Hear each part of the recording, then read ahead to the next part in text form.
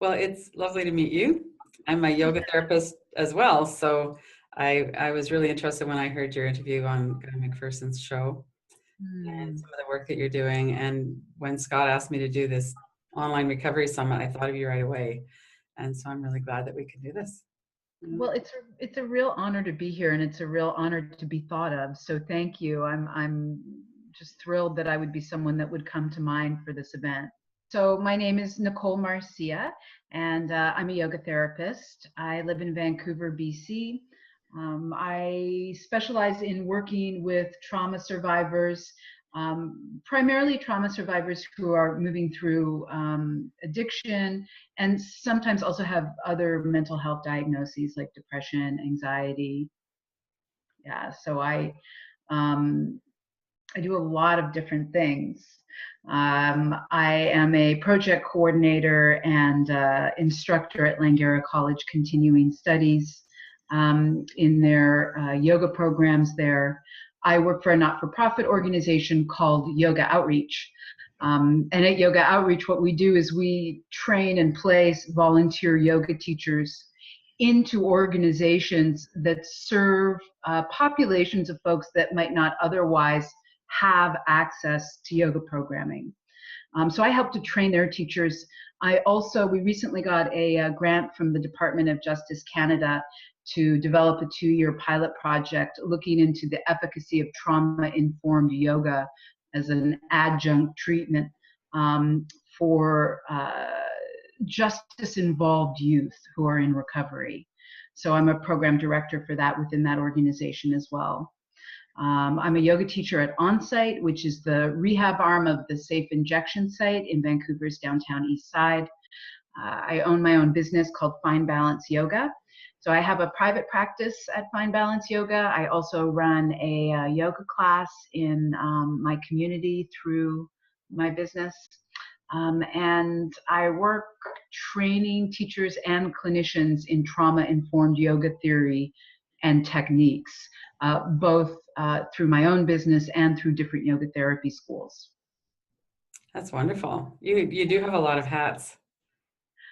Yes, well, I mean, I think that yoga teachers and yoga therapists have to know how to hustle.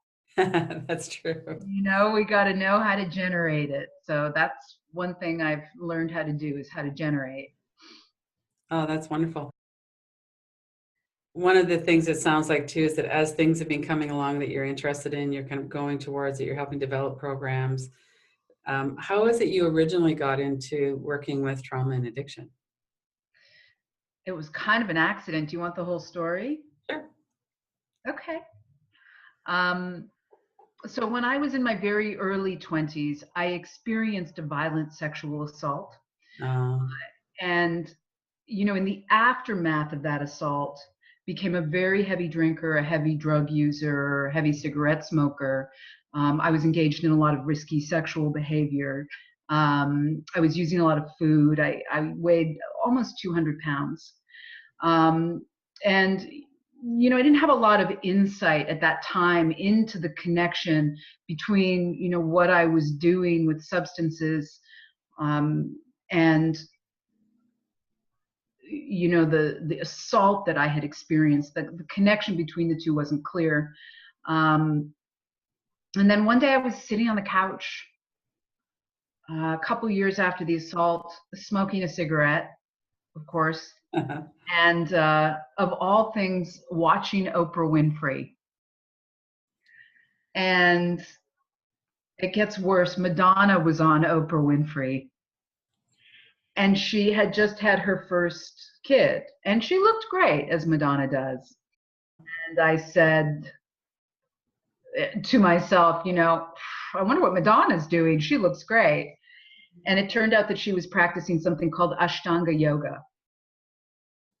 So, you know, today Vancouver is completely inundated by yoga studios. But back then, it was difficult to find a group of people that were practicing that style of yoga. But I did manage to find a group. And of course, moving into that practice, I thought to myself, well, yoga will be easy. I'll look like Madonna and I won't have to quit smoking. right. Needless to say, things turned out a little bit differently. Um, so a couple of years into that practice, I started to notice some interesting shifts. I started to notice that I wasn't needing to be drunk in order to be around people. I started to notice that I wasn't experiencing these really extreme sort of mood swings that could only be managed through nicotine primarily. So Mm-hmm. what I noticed was that, my mood seemed to stabilize, my anxiety levels seemed to go down. And again, I didn't have much insight into the connection between the yoga and the shift in my life.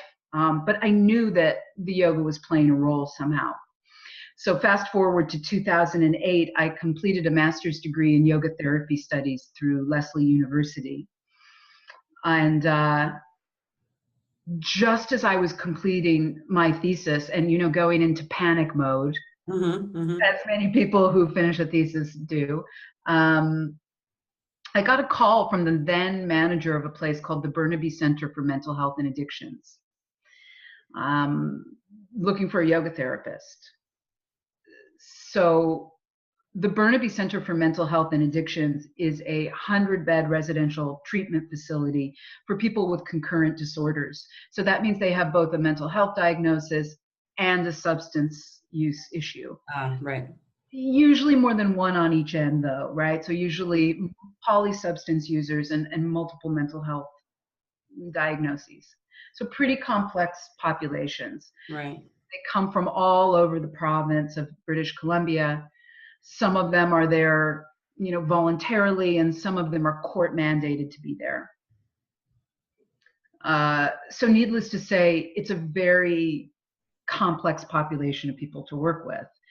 And, when I became a yoga therapist, I thought I was going to have a really cozy private practice with like lots of candles lit and some soft music. And this was not what I had imagined. It was very institutional, and I was working with people who were, a lot of whom were very street entrenched, and many of whom had been actually institutionalized for most of their lives. Okay. And With mental health issues. yeah, and really just vacillated back and forth between the street and being active in their addiction and being in treatment or Incarcerated. yeah, basically.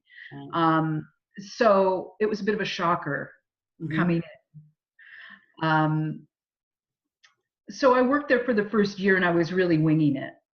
And it was one of the things that made it very complex is that as a yoga therapist, I'm trained to work with people individually and create these sort of individual practices to meet the needs of my students wherever they're at. Or to run classes that are very specific, like yoga for low back pain. What was happening was I would be getting, 8, 10, 12 students in a room.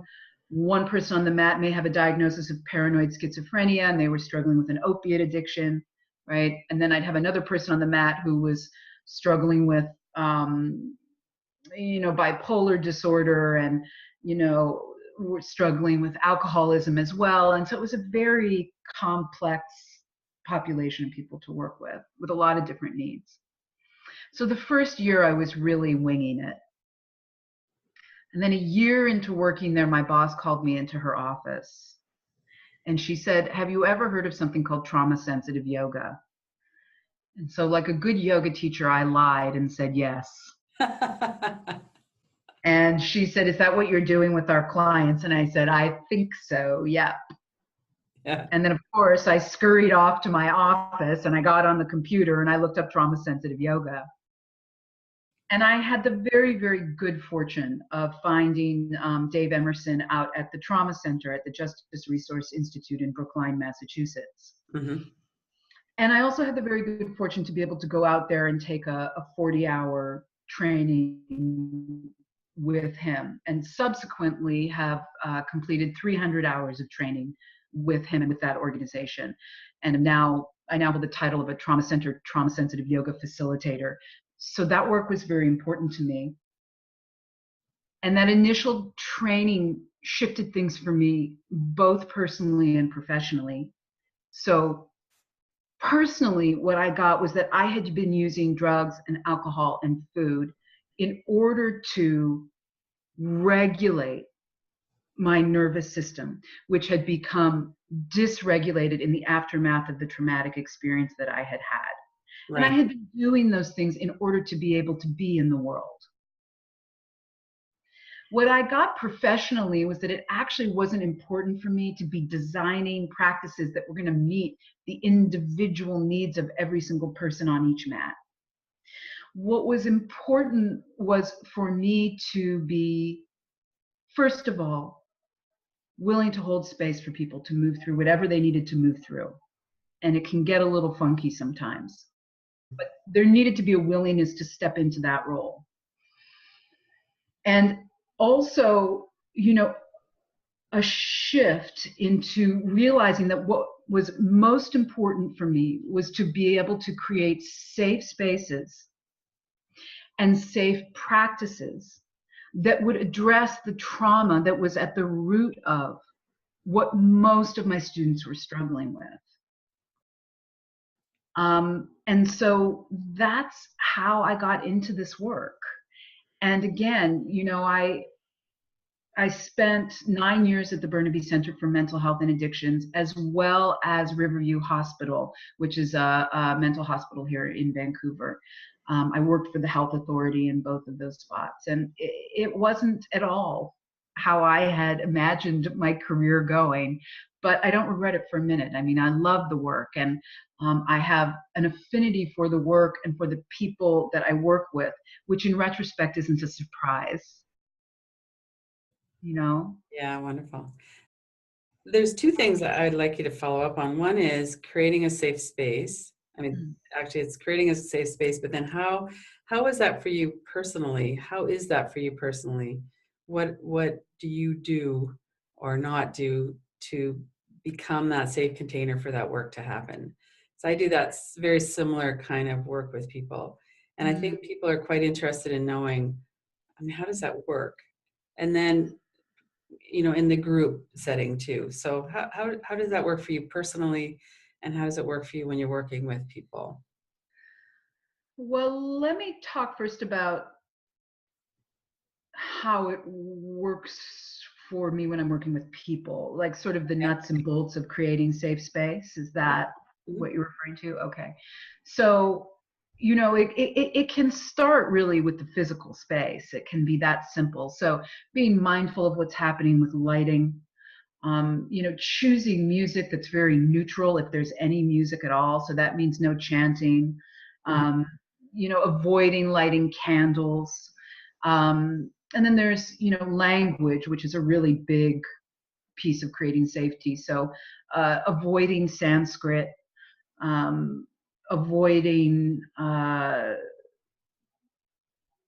naming the different forms of yoga, calling them poses or calling them forms rather than poses. Mhm. And again, this is all about trauma sensitivity, right? Mhm. Um, and making sure that my students don't have their backs to the door if that's possible.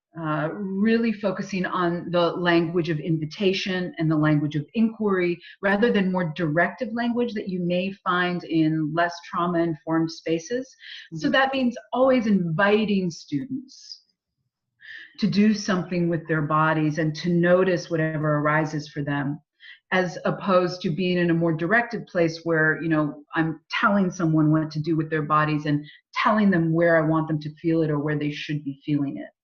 Because inherent in that language of invitation and inquiry is hopefully the expression of choice, right? Like, you get to choose what you do with your body. It's an invitation, it's your choice. Mhm. And then, also this idea of inquiry, like, you get to bring your curiosity to your experience. I don't know what it's like for you in this moment, but I want to support you in noticing what's there. Um, and certainly the absence of physical assists. I don't try to touch or manipulate or move my students' bodies in any way, so they can sort of let down and not be uh, on guard for that happening. Always letting students know where I am in the room, and what I'm doing and why I'm doing it. Uh, trying to make sure that there isn't someone directly behind anyone else. If I can set the room up in that way, if the space allows, that's important. Yeah, so those are some nuts and bolts of creating safe space. In terms of the way that I am within that space, I think that one of the most important pieces of creating safety is being clear about my scope of practice. Mm-hmm. And, you know, as yoga therapists, I mean, the International Association of Yoga Therapists has just put out some guidelines around that, but we've really been free agents, so to speak, with that. And so I sought out different governing bodies a long time ago and started researching them, like the College of Physiotherapists or that kind of thing, in order to try to adopt some ideas around scope of practice and ethics. Mm-hmm. Like, this is something I can support you in, and this is something I can't. And it's an ongoing journey, especially when I'm talking about working with people who are struggling with their mental health. So that's a big piece of creating safety. And in terms of also what I do with myself or for myself, or how I bring myself forward to my clients, empathy is really big. You know, empathy is huge, but also getting, like, I can be empathic and that person's experience isn't mine, you know, knowing that I can separate that. Being in therapy also helps, you know, me to create safety for my clients. I need to be able to debrief. Right. And of course, self-care. Yoga practice is a part of that. Eating well, connecting with people. Does that Mm-hmm. answer your question? Mm-hmm. Yeah, it does. Yeah, thank you. Yeah. One of the things that I know about working with traumatized people is that sometimes, I would say almost all of the time, working with the breath is very calming and stabilizing. And Mm-hmm. sometimes they can't. It's Mm-hmm. too, the fight, flight, freeze is too extreme. And even working with the breath isn't quite safe. And Mm-hmm. certainly feeling all of the sensations and energies. And when we do yoga, they start to become more aware of what's in the body. How do you work directly with that fear, that feeling that I don't know if I can survive actually knowing what's going on down there? Mm-hmm. How do you work with that? You know, I really try to let my clients and my students set the pace. You know, it's a very client-centered, strength-based approach that I take. I'm very, very clear that my students and my clients know what they need and know what's best for them. Mhm. So I bring a lot of curiosity and a very open space and an open mind to sessions. So a lot of inquiry on my part, like, um, and you know, also providing a lot of information, why we're doing what we're doing, and also highlighting that experience is subjective. So you may have this experience in this breathing technique, or you may not, but I want to invite you to join me in it and see what it feels like. Do you want to move forward with this? Mhm. You know, and they may say, I want to see you do it first, or no, I can't focus on my breath. No problem, no problem. But really trying to be as explicit as possible from the start. You know, you have choices in everything that we do. Mhm. Everything is an invitation. Here's how this might be helpful. Uh, Keep in mind that it might not, and that's okay too. And, you know, how would you like to move forward now? So things move slowly.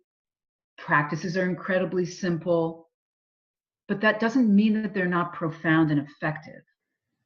Right. You know, I remember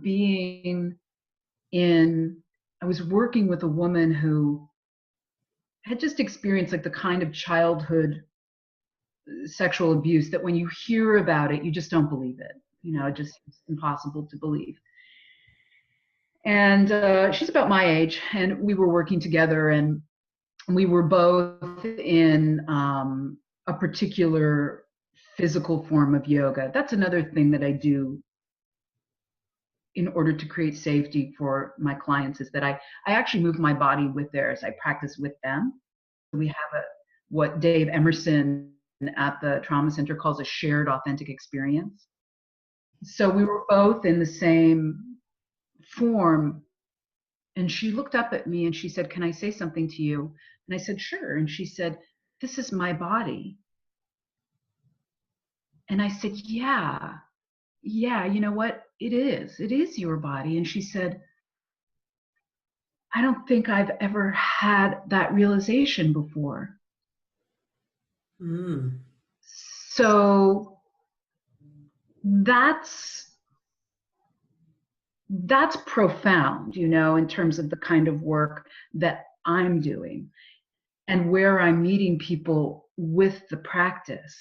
Sometimes we're not starting at a place of self-regulation. Right. Sometimes we're starting at a place of, I have a body and it's mine. It doesn't belong to someone. It's mine. I get to say how it goes over here. Sometimes that's the starting point. And that's a profound shift, especially if people have been experiencing abuse. It is for Right. me.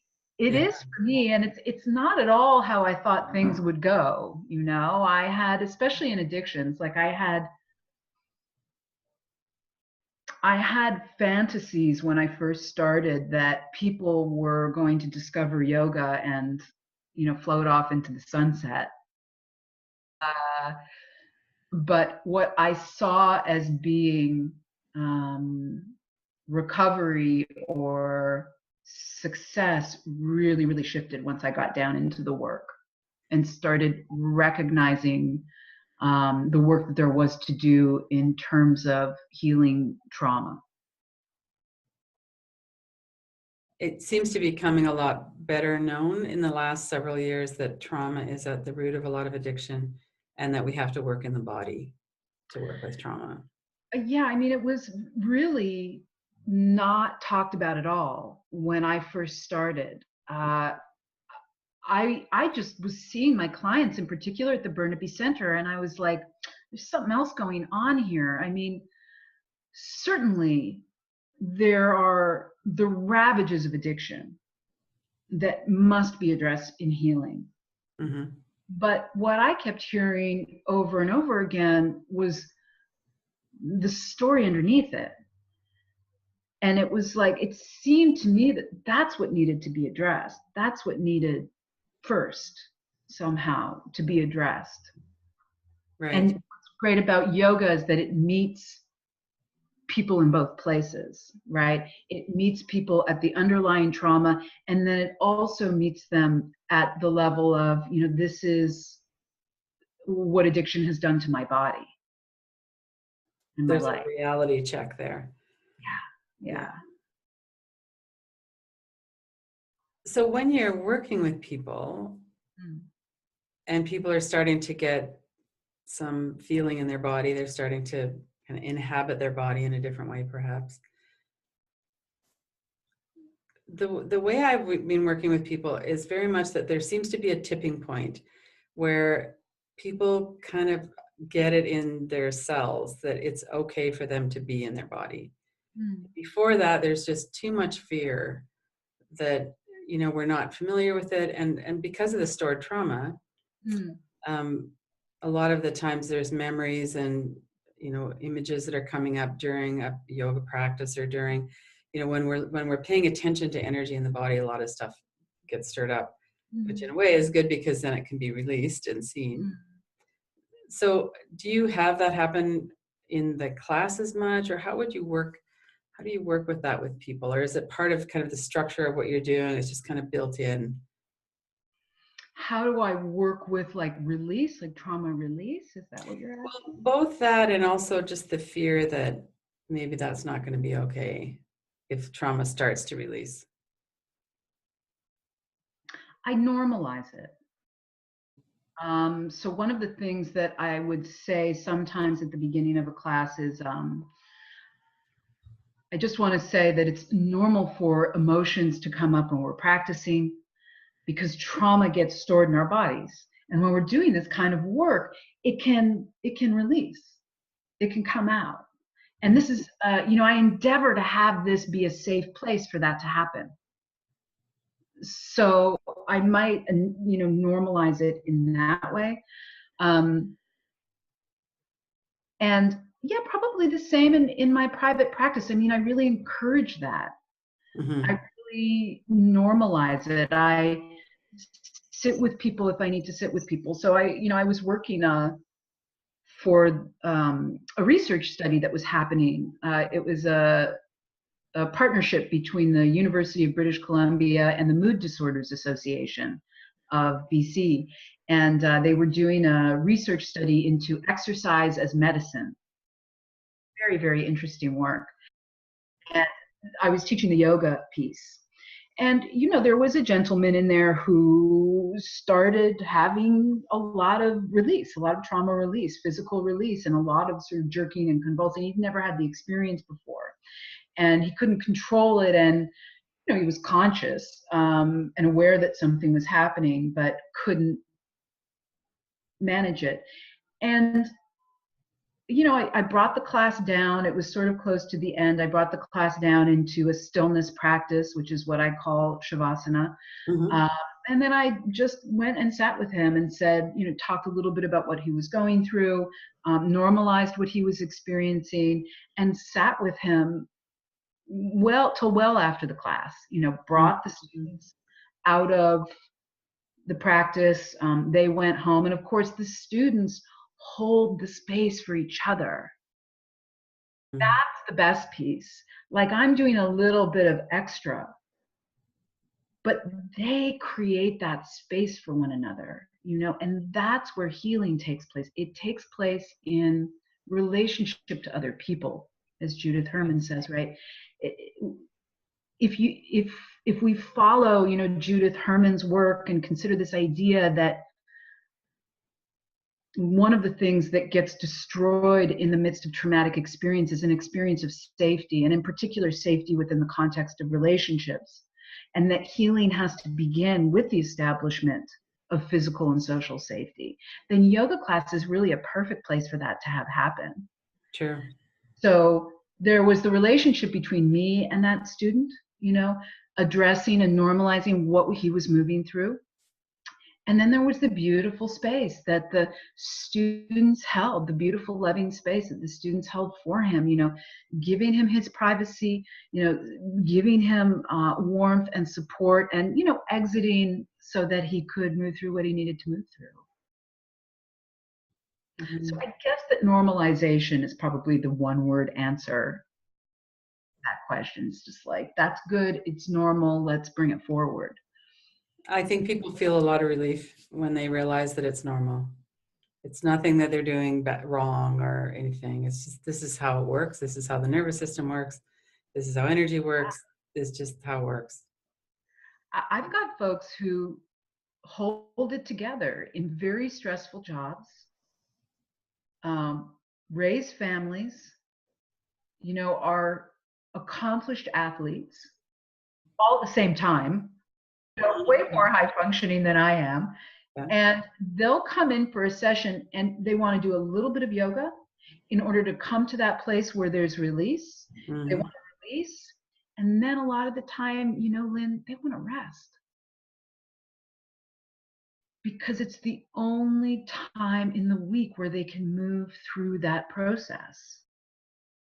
And they won't do it alone. Sitting down in the basement watching TV, eating Cheetos. It's not going to happen, right?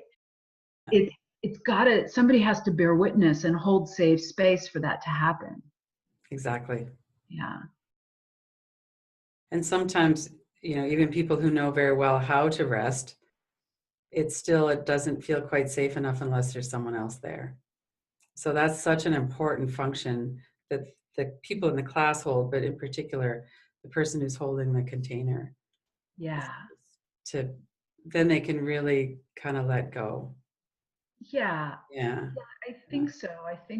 It's I think it feels nurturing too. And certainly a lot of the people that I work with were missing, nurturing. in their lives, like someone who you can be vulnerable in the space of. Do you work directly with shaming, self-negative talk, that kind of thing as well? Do you work directly with thoughts, or is it more yoga through the body and the energy? Well, I'm a little bit more comfortable focusing on body-based techniques, Hmm. uh, just because I am very aware of my scope of practice and what I'm most skilled at. So what I might say is something like, I hear you saying that about yourself. I'm sort of curious, when you say that, where do you feel it in your body? Hmm. And is there a kind of movement that you'd like to explore connected to that experience or connected to that place in your body? Or if you could move your body in any way in this moment, how would you move? So again, it doesn't always look like yoga. I had a client, I asked her that. We were practicing and she started to get dysregulated, and and she was saying some things about herself, like what you're talking about, like some pretty derogatory things about herself, because she was getting triggered while she was practicing. Right. And I said, if you could move your body in any way in this moment, how would you do that? And she said, I'd run out of the building. And I said, do you know that it's okay for you to do that? If you want to walk out the door and you want to run down the block, that it's really okay to do that anytime you want, and that it's also okay for you to come back. And, she just broke down and started sobbing. It was important to her to know that she could take effective action in the face of remembering traumatic experience. Right. Uh, so usually I'm looking for the connection between the negative belief and the experience that arises in the body. Right. Then, looking to the client to discharge that or meet that in some way. Yeah. Bringing addiction specifically into it. So most people with addiction, do you see that most people with addiction have a traumatic history of some kind? Do you see people with addiction that haven't been traumatized as children or early in their life? You know, they may not have childhood trauma at the root of their addiction, although nobody comes to mind, to be honest. But then what you may see is trauma that occurs as a result of being active in one's addiction. So again, I work with people who may be involved in the sex trade, Hmm. or who are underhoused or street entrenched. Right. Um, I mean, you name it, have been assaulted, arrested. Um, so, there's different layers of it. And then, I think it's also important to remember an additional layer um, underneath childhood trauma, which is intergenerational trauma. And, intergenerational trauma that's rooted in colonialism and, the aftermath of that. Right. So trauma is universal.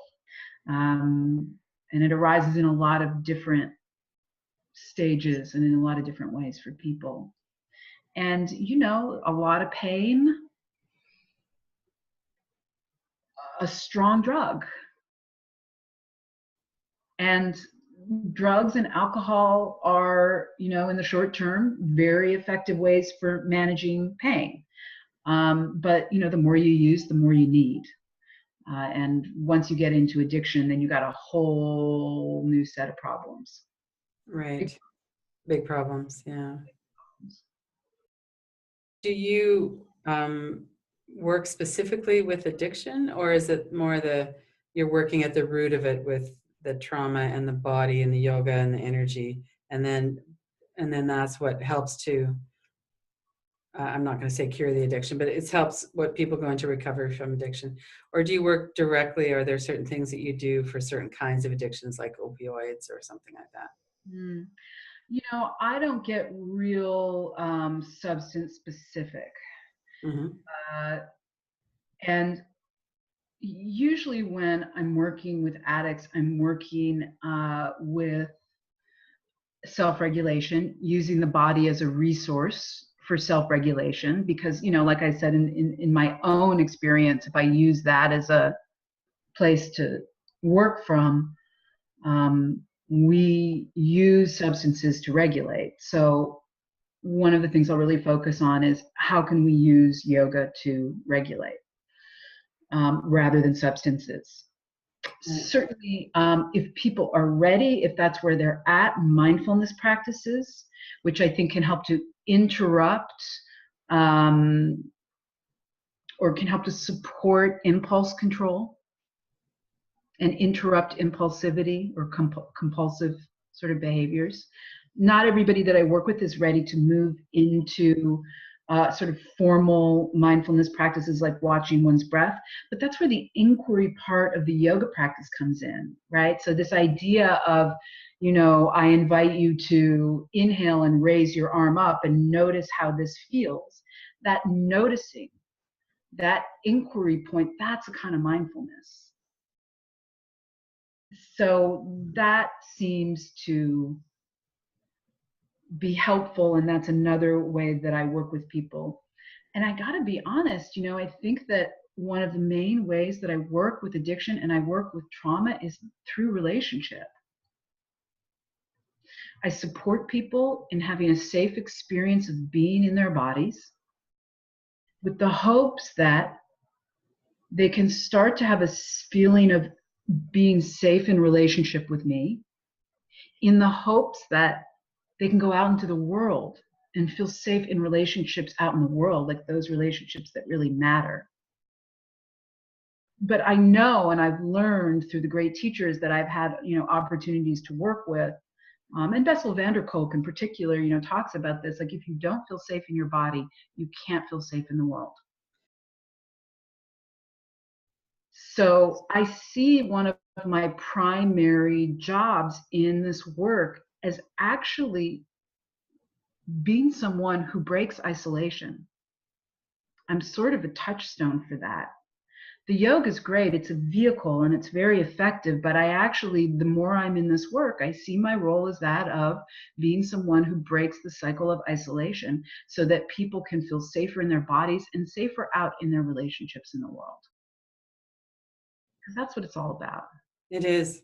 And a lot of times people haven't really experienced safety in any relationships, or nurturing, or being cared about or held, or yeah. Or, just being around somebody who has safe boundaries, and knows how to express them and takes responsibility for when they mess up, or, everything can be an opportunity to model something or to bring someone into a safe experience of being in relationship. And that is one of the primary ways that we regulate, is by, through one another, that symbiotic regulation. If I feel safe around you, I send you cues back that you're safe around me. And Right. then do that back and forth. That's how we're wired. Hmm. And when you're down on the street and you're active in your addiction, or you're homeless, or you're in survival, that's not what's happening. Those aren't the signals you're sending people, and it's not the signals you're getting back. And then that becomes very much just the way we operate. We don't, even if we are alone, even if we are safe, even if we're with someone who's safe, it doesn't let go very quickly. It can take quite a while of experiencing little bits of safety, a little bit more, a little bit more. And then it kind of starts to sink in that we don't have to defend ourselves in that way in this environment and with this person.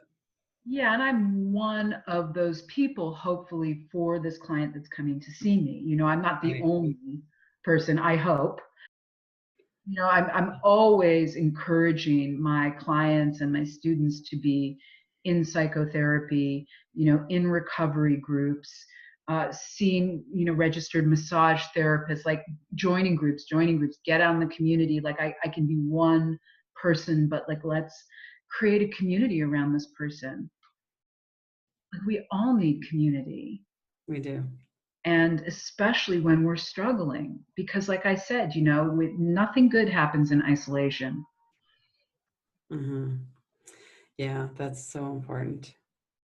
The isolation piece, and what they know now about the nervous system and how social groups function is that it's a survival level threat if we're isolated and if we're shunned or ostracized in particular. And there's so much shame around addiction and so much shame around trauma. Huge amounts of stigma. And definitely around addiction. Huge. Yeah, you're absolutely right. And that's certainly one of the barriers to getting help, is that stigma. Yeah. It's interesting to look at different countries in the world too and see how, like, Portugal is having a very different experience since they stopped the war on drugs and they Mm-hmm. decriminalized personal use opioids. Mm. And so now if someone gets busted for using, they're sent to treatment, not to jail. Yeah. Completely transformed their whole experience with it. And I really hope that, one of the benefits of this really drastic opioid crisis that we have right now will be that maybe people will start to look at, well, we're obviously doing something wrong. This war on drugs isn't working.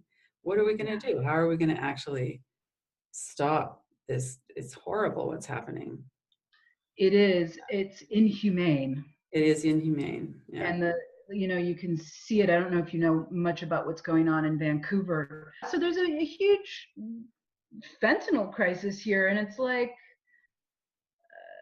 it's not only impacting, of course, the people who are sort of street entrenched and really active in their addictions, but also like people across all socioeconomic spheres, all ages. And so this idea that the stigma around addiction, that somehow it's just like them over there, is really getting broken down, and a light's really getting shone on how few services there are for people who use, Right. regardless of where they land in society.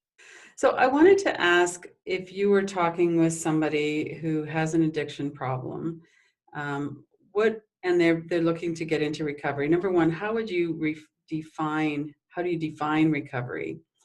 And also, what would be some steps that you feel are really important for someone who is just starting on the path of recovery?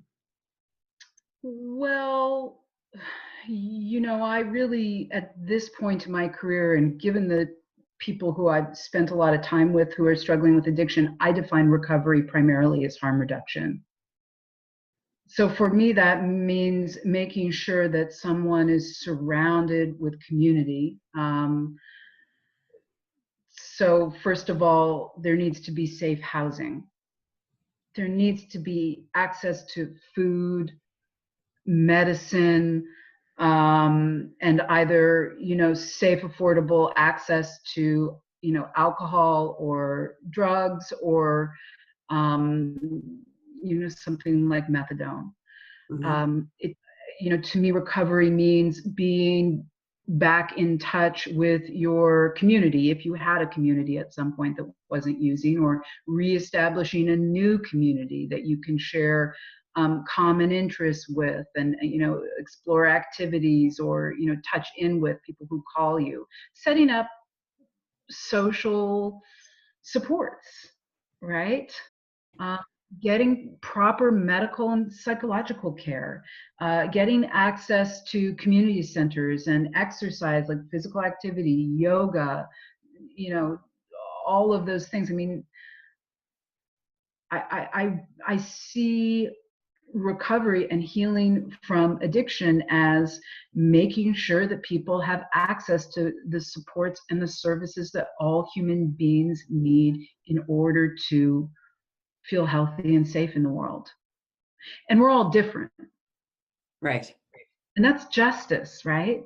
Like, we're not talking about equality, we're talking about justice. What I need in order to feel safe in the world is going to be different than, say, what you need or what the guy down the street needs. Mm-hmm. And it's about really being met where you're at with the services that focus on your strengths and your interests, and also services that um, are really chosen by the person. Like, I really want yoga to be a part of my recovery, or I really want swimming to be a part of my recovery, and I'm really interested in 12-step programs, but I don't know how to get into one. Or and the other thing is like really easy access to drug and alcohol counseling and detox and treatment centers. It's not rocket science. And Right. decriminalization, I really agree with decriminalization as well for personal use. And um, giving people test kits so they can find out how, if there's any fentanyl in the drugs that they're using, having safe injection sites. All of these things are pieces of recovery / harm reduction. But if none of these things are in place, there's no hope.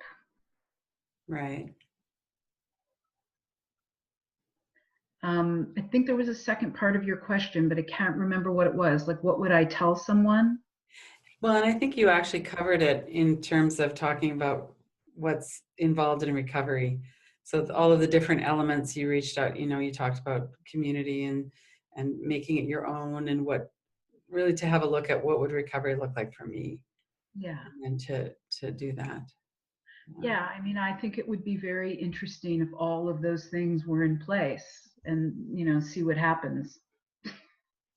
But I don't at this point equate recovery with abstinence. Right. I Right. used to. Mm-hmm. I used to, but I don't anymore. Mm-hmm. And so how does it work with the mental health issues and the addiction and the trauma? Is is it basically the same approach that you take? Or I mean, there's drugs people are taking, medically prescribed drugs as well, right? And Mhm. some of those people are really tired, they can't stay awake, there's stuff going on in their bodies. That must add another layer of complexity to it. Yeah, and then you get a whole group of them. Yeah. Then it gets complicated. Yeah, and so again, my solution has been to simplify. What do I need to do here? I need to create a safe space. There are a lot of different aspects to that. A big one is empathy and acceptance and a good sense of humor. Those are some big ones. Yeah. Yeah. Um, and I need to be bringing forward, offering, inviting people to engage in practices that may address some of the dysregulation that's at the root of their struggles, and that's a result of the trauma that they've experienced. And they may have a diagnosis of bipolar disorder, and they may be on, methadone for an opiate addiction, and, drugs for insomnia, and all different kinds of things that are having lots of different side effects. So really the only thing that I can do is show up, have faith that my presence makes a difference, and hold space for people and invite them to engage in as much or as little as they want. Have it be okay if they want to go. Have it be okay for them to come back. Have it be okay for them to ask questions in the middle of practice. Mm-hmm. Have it be okay for them to fall asleep if that's what they need to do. Have it be okay for them to wear their shoes or show up in jeans, or have a cup of coffee sitting next to them, or step outside and have a cigarette and then come back to the class. Yeah, I mean, I have some boundaries with stuff, but Mm. you're just trying to create a safe space for somebody to land in, especially in these institutionalized settings. Yeah, there's not a lot of personal choice and agency just in daily life in those places. No, and there can be a lot of drama and violence and a Right. lot of interpersonal discord. And then you've got, of course, the dealers coming up onto the property on welfare day, on check day. it's just there's no safe space. So certainly one of my roles in those kinds of settings is to create a space like you can come here, you can relax if that's what you want to do, you can move your body if that's what you want to do. Maybe we'll talk a little bit, you know, just bring some normalcy and some humanity to a pretty chaotic life. Well, thank you so much for the time, and what you've been saying is just fascinating. Oh, good. Yeah. Well, I'm glad. You're very, very easy to speak with. And again, it's just an honor to be able to contribute to what you're doing here. Oh, Really. thank you. Yeah. The Killaby Center is a mindfulness-based Mhm. recovery center, Mhm. and they do yoga there, and they do a lot of work in the body, a lot of energetic work. And Mhm. so when Scott Killaby wanted to have the summit, the idea partly was to really look at around and go, who's doing what in the field of recovery Mhm. and what really makes a difference. And 30-day treatment center, that kind of program that's been around for 40 years doesn't have a very good result. Mhm. And it doesn't really, these things take time, and it takes a lot more resources than what we have going into it right now. And some of the community aspects can be free, really, but there needs to be a certain structure that kind of encourages that and helps people to find a way in. And yeah. Yeah. And, it's just about redirecting resources. I mean, it's basically about a shift in um, perspective and just acknowledging, I think, first of all, that all of these factors, primarily starting at like childhood trauma, if you like, contribute to these huge costs for society. Hmm. And, rather than throwing money at the aftermath, why not, give families supportive, safe places to live, with access to counseling and just sort of build from the bottom up. But instead, we try to approach things from the top down, and it fails because it doesn't really get to the source Right. of what's happening. Hmm. Well, and the human costs, the social costs are devastating. And so it's really wonderful to see that there are some programs like what you're doing, and that you're doing it in an institutional setting. It's a Mm-hmm. really good sign. It's not just talk therapy anymore. It's not just 12-step groups. There's actually other other supports that are happening too. So that's wonderful. Yeah, and hopefully at some point, all I would, I love the idea of yoga really being included as part of an interdisciplinary team, across the medical field. I Right. think we have a lot to offer, and yoga therapists are highly, highly trained Hmm. professionals now. Right. Um, so I think there's a big role for us to play. Certainly, there's more happening in the United States than there is here in Canada in terms of there being like sort of full-time positions in healthcare. But I think it's changing. The landscape's definitely changing. The quote that I chose was from Judith Herman. Hmm. Um, and the quote is: recovery can take place only within the context of relationships. It cannot occur in isolation.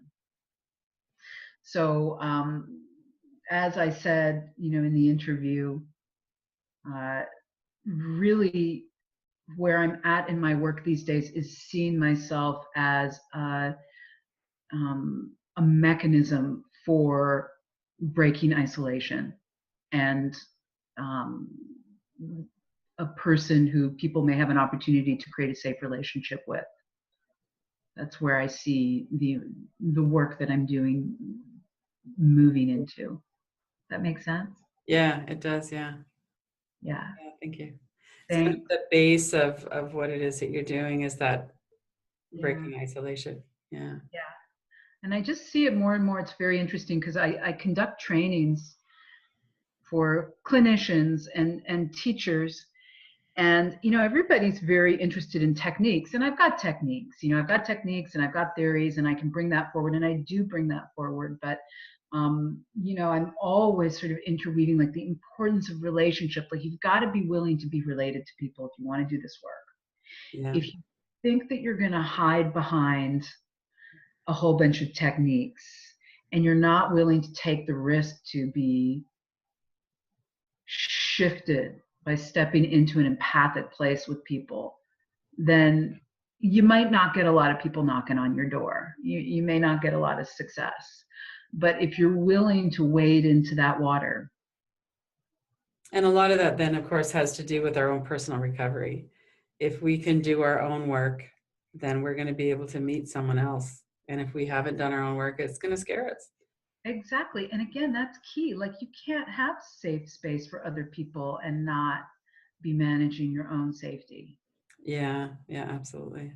For sure. And you notice it when your self-care is out, right? Yeah, you do. You're not getting enough sleep, or you skip the appointment with your therapist, or whatever it is. Yeah, you sure do. Yeah. It's really fascinating. This whole field, I don't really think about it as a field so much, but just working with people, especially people who are traumatized.